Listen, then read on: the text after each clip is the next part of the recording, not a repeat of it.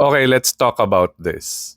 So I was supposed to make a content based off of this, pero nung nagre-research na ako kung ano-ano na yung lumalabas, hindi ko alam kung pauso niya lang to. Pero after this happened kasi, meron ng mga naglalabasan na sinasabing hindi naman daw kulay green yung mic na tattoo ni Jungkook. Kulay blue daw. Ako personally, I remember it being green.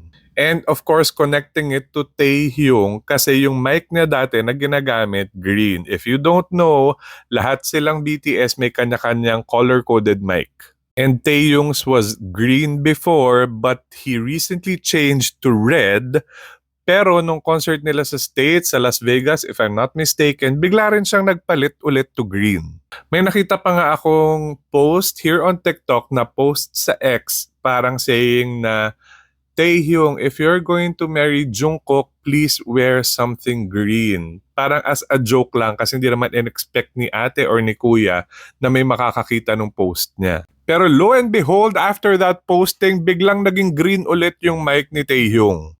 Tapos ayun nga, nung naging green yung mic ni V, nagkaroon sila ng moment ni Jungkook na tinuturo ni V yung mic niya, tapos tinuro ni Jungkook yung tattoo niya.